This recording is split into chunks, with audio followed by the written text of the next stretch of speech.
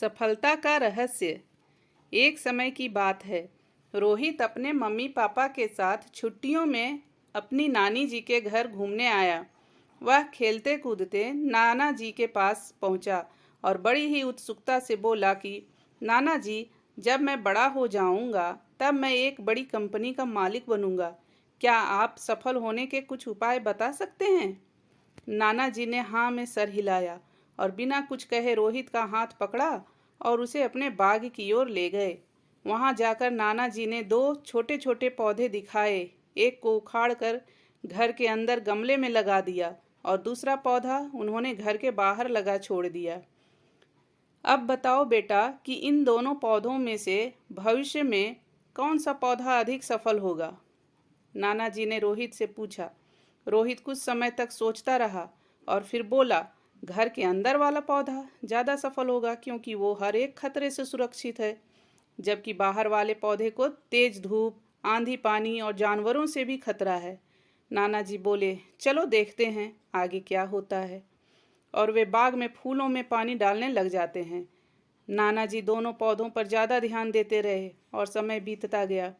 कुछ सालों बाद जब एक बार फिर रोहित अपने माता पिता के साथ गांव घूमने आया, तब अपने नाना जी को देखकर उछल पड़ा और गले लगकर चहकते हुए खुशी से बोल पड़ा, नाना जी, पिछली बार मैंने आपके साथ जो पौधे लगाए थे वे बड़े हुए कि नहीं?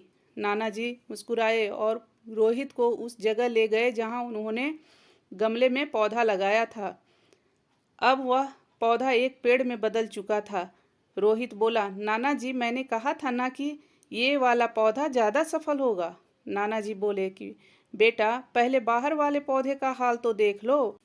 और ये कहते हुए वे रोहित को बाहर ले गए, जहां वह एक विशाल छायादार पेड़ में बदल चुका था।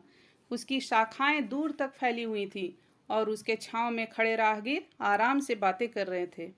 अब नाना जी ने पूछा, बताओ कौन सा पौधा ज़्यादा सफल हुआ, अंदर वाला या बाहर वाला? रोहित मन ही मन मुस्कुराने लगा और शर्माते हुए बोला, बाहर वाला। लेकिन ये कैसे संभव है? बाहर तो उसे न जाने कितने खतरों का सामना करना पड़ा होगा। तब नाना जी मुस्कुराए और बोले, हाँ, बाहर वाले पौधे को बहुत सी कठिनाइयों का सामना करना पड़ा, लेकिन समस्याओं का सामना करने से अपने फायदे भी तो हैं। बाहर वाले पौधे के पास आज़ादी थी कि वह अपनी जड़ें जितनी चाहे उतनी फैला सकता है, अपनी शाखाओं से आसमान को छू लेने की चाहत रखता है। तुम जिस आंधी तूफान को इस पेड़ के लिए मुसीबत समझते थे, उसी आंधी तूफान ने ही इस पेड़ की जड़ों को इतना मजबूत बना दिया है कि आज एक छोटी सी आंधी तूफान भी इस पेड़ का कुछ नहीं बिगाड़ सकती है। बेटे, अब जो मैं तुम्हें बताने वाला हूँ उसे अगर तुमने अपने अंदर बैठा लिया तो तुम जिंदगी में जो कुछ भी करोगे उसमें ज़रूर सफल हो जाओगे।